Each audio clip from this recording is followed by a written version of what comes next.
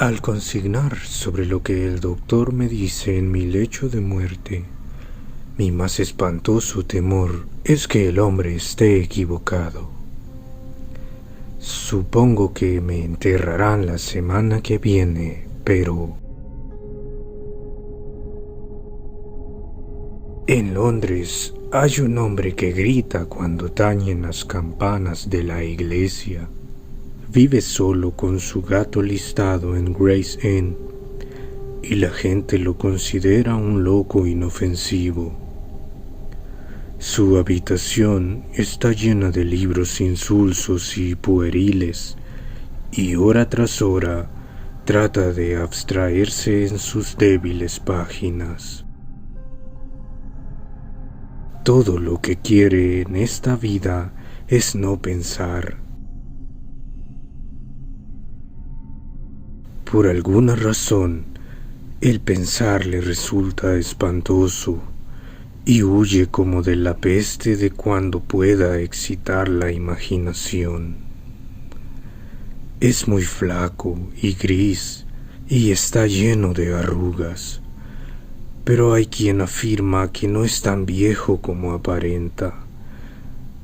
El miedo ha clavado en él sus garras espantosas, y el menor ruido le hace sobresaltarse con los ojos muy abiertos y la frente perlada de sudor.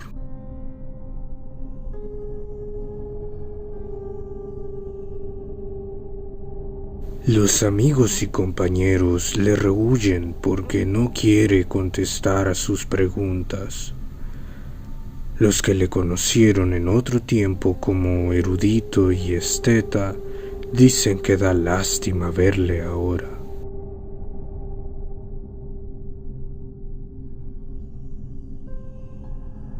Ha dejado de frecuentarles hace años y nadie sabe con seguridad si ha abandonado el país o meramente ha desaparecido en algún callejón oscuro.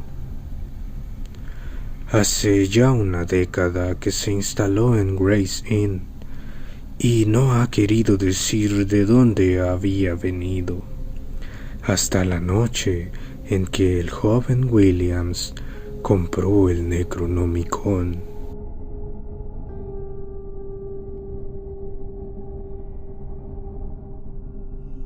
Williams era un soñador y solo tenía 23 años, y cuando se mudó a la casa antigua, percibió en el hombre arrugado y gris de la habitación vecina algo extraño. Un soplo de viento cósmico le obligó a admitir su amistad cuando los viejos amigos no se atrevieron a imponerle la suya. Y se maravilló ante el espanto que dominaba a aquel hombre lúgubre y demacrado que observaba y escuchaba, porque nadie podía dudar que andaba siempre vigilando y escuchando. Vigilaba y escuchaba con la mente más que con la vista y el oído, y pugnaba a cada instante por ahogar alguna cosa en su incesante lectura de alegres e insípidas novelas. Y cuando las campanas de la iglesia empezaban a tañer, se tapaba los oídos y gritaba, y el gato gris que vivía con él maullaba al unísono, hasta que se apagaba reverberando el último tañido. Pero por mucho que Williams lo intentaba, no conseguía que su vecino le hablase de nada profundo u oculto. El anciano no vivía de acuerdo con su aspecto y su conducta, sino que fingía una sonrisa y un tono ligero, y parloteaba febril y frenético sobre alegres trivialidades. Su voz se elevaba y se embrollaba a cada instante hasta que acababa en un falsete aflautado e incoherente.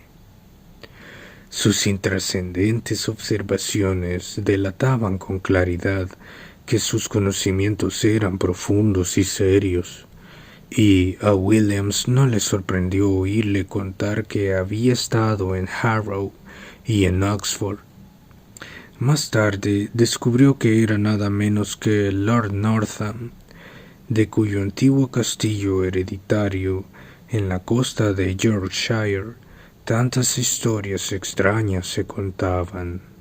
Pero cuando Williams quiso hacerle hablar de su castillo y de su supuesto origen romano, él negó que hubiese nada fuera de lo normal en él. Incluso dejó escapar una destemplada risita cuando salió a recluir el tema de un supuesto segundo nivel de criptas excavadas en la roca viva del precipicio que mira ceñudo al mar del norte. Así andaban las cosas hasta la noche en que Williams regresó a la casa con el Necronomicon del árabe loco Abdul al-Hazred.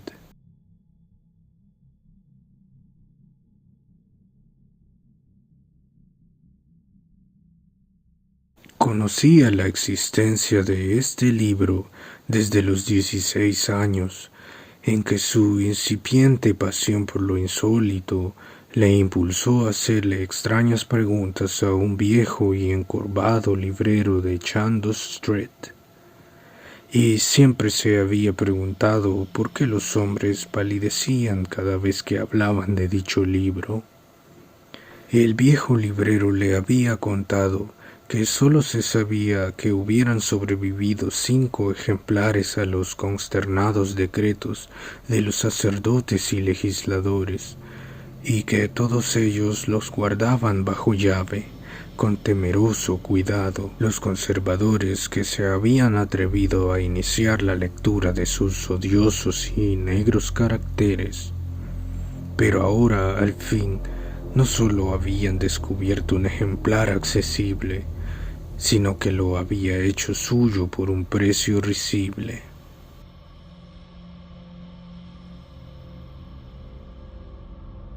Lo había encontrado en la tienda de un judío en el barrio mísero de Clare Market, donde solía comprar cosas extrañas, y casi le pareció que el viejo y nudoso levita sonreía por debajo de la maraña de su barba en el momento de su gran descubrimiento. La voluminosa cubierta de piel con cierre de latón era llamativamente visible, y su precio absurdamente bajo. Una simple mirada a su título bastó para sumirle en el delirio, y algunos de los diagramas insertos en el texto redactado en un latín vago despertaron los recuerdos más tensos e inquietantes en su cerebro. Comprendió que era absolutamente necesario llevarse a casa el pesado volumen y empezar a descifrarlo, y salió de la librería con tanta precipitación que el viejo judío dejó escapar una turbadora risita al verle salir. Pero una vez en su habitación, descubrió que la letra ennegrecida y el estilo degradado eran excesivos para sus conocimientos lingüísticos, y fue a ver, no muy convencido, al extrañamente asustado amigo para pedirle ayuda en aquel latín deformado y medieval. Encontró a Lord Northam diciéndole tonterías a su gato listado, y al entrar el joven se sobresaltó, se estremeció violentamente al ver el libro y se desmayó cuando Williams le leyó el título. Al recobrar el conocimiento, le contó su historia. Le habló de su fantástica locura con murmullos frenéticos. No fuese que su amigo tardara en quemar el libro y esparcir sus cenizas. Sin duda hubo algún error al principio, susurró Lord Northam. Pero nada habría ocurrido si no hubiese ido él demasiado lejos en sus exploraciones. Era el 19º varón de una estirpe cuyos principios se remontaban de forma inquietante al pasado, a un pasado increíblemente lejano. Si había que hacer caso a la vaga tradición, ya que ciertas historias familiares situaban sus orígenes en los tiempos presajones, en que cierto Luneus Gabinius Capito, tribuno militar de la Tercera Legión Augusta, entonces acantonada en Lindus, la Britania romana, había sido depuesto sumariamente de su mando por participar en determinados ritos que no guardaban relación con ninguna de las religiones conocidas. Gabinius, decían los rumores, había acudido a la caverna del acantilado donde se reunían gentes extrañas y hacían el signo antiguo por las noches.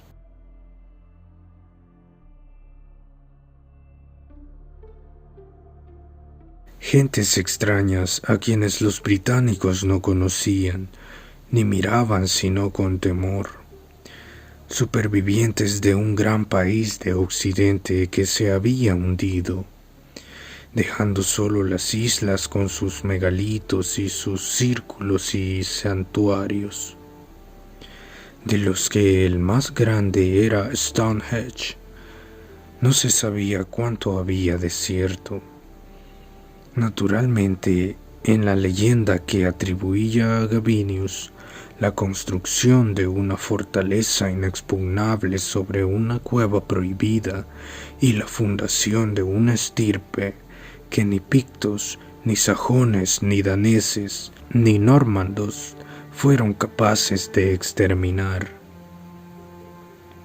o en la táctica suposición de que de dicha estirpe nació el intrépido compañero y lugarteniente del príncipe negro, a quien Eduardo III dio el título de Barón de Northam.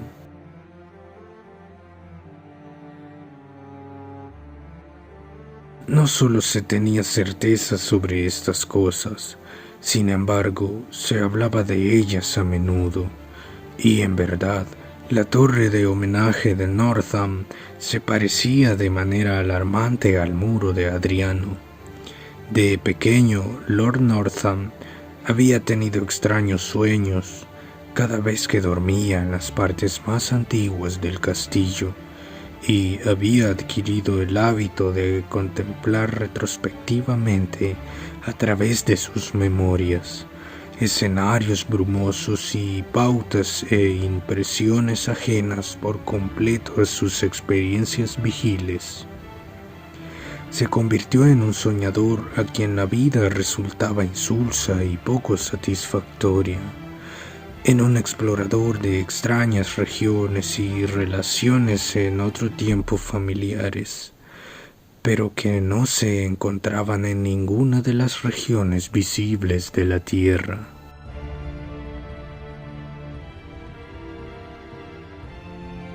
Dominado por la impresión de que nuestro mundo tangible es solo un átomo de un tejido inmenso y siniestro, y que desconocidas potencias presionan y penetran la esfera de lo conocido en cada punto, Northam, durante su juventud y en la primera etapa de su madurez, apuró una tras otra las fuertes de la región formal y el misterio de lo oculto. En ninguna parte, sin embargo, pudo encontrar satisfacción y contento, y al comenzar a envejecer, los achaques y las limitaciones de la vida se fueron volviendo cada vez más enloquecedoras para él. Durante los años 90 se interesó por el satanismo, y siempre devoró con avidez cualquier doctrina o teoría que pareciera prometerle la huida de las cerradas perspectivas de la ciencia y de las leyes tediosamente invariables de la naturaleza.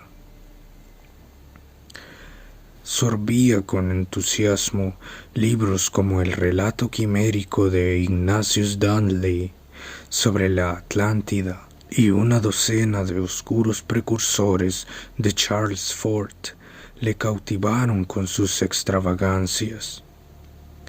Recorrió leguas para seguir la pista de un relato sobre un pueblo furtivo de anormales prodigiosos, y una de las veces fue al desierto de Arabia en busca de la ciudad sin nombre, de la que había oído hablar vagamente y que ningún hombre había contemplado. Allí sintió nacer en su interior la fe tentadora de que existía un acceso fácil a dicha ciudad y de que si uno lo encontraba, se le abrirían libremente las profundidades exteriores cuyos ecos vibraban tan oscuramente en el fondo de su memoria. Puede que estuviera en el mundo visible, o quizá estaba solo en su mente y en su alma. Tal vez guardaba él, dentro de su cerebro, aquel vínculo misterioso que le despertaría a las vidas anteriores y futuras de olvidadas dimensiones, que le uniría a los astros y a las infinitudes y eternidades que se encuentran más allá de todos ellos.